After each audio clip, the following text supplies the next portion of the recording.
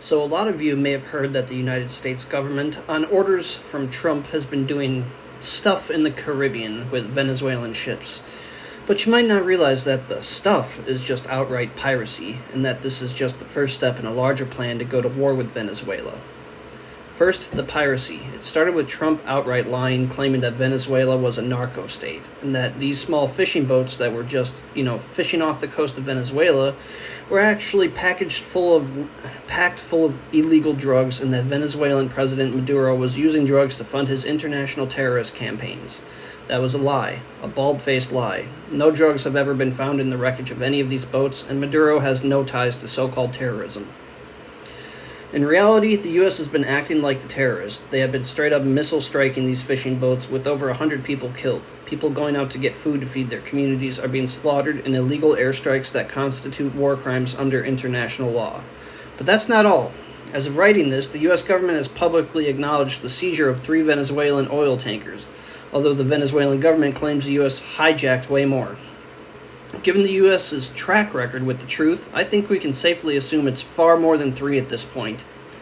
The U.S. says those tankers are being used to export sanctioned oil, but here's the thing. The sanctions the U.S. is unilaterally imposing on Venezuela are illegal, so someone please tell me, how is ignoring illegal sanctions a crime? The sanctions are very clearly aimed at weakening the Maduro government in Venezuela. The Trump regime has been very vocal about this. They want control of Venezuela's oil and are willing to bomb and board ships and steal the property of another state.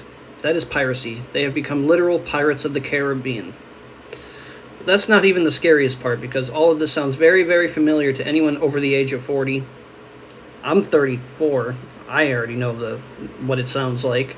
In the run-up to the invasion of Iraq in 2003, the Bush regime had imposed crippling sanctions on Iraq, going back to even the Clinton regime, lied about Iraq's ties to international terrorism and al-Qaeda, the most infamous terrorist organization at the time, lied about the Iraqi government possessing weapons of mass destruction, or WMDs, did all this in order to justify an invasion of Iraq that saw millions of Iraqi citizens killed, hundreds of thousands of U.S. troops killed or wounded, billions of dollars spent on an occupation that left the country of Iraq in ruins and chaos, all in order to get control of what? You guessed it, Iraqi oil. Iraqi oil. I want to make sure I say it right. So it's very obvious that the Trump regime is simply repeating the playbook from 2003. It worked then, maybe it'll work now, but there's a key difference. We know how Iraq turned out, and we know Trump is lying just like Bush lied.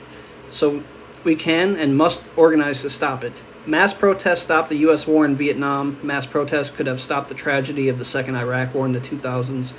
Mass protests can stop the tragedy from repeating in Venezuela. The Communist Party of the USA is calling on the American people to put a stop to their government's piracy and terrorism. Please join us, CPUSA, and I speak on behalf of CPUSA-Milwaukee. Thank you.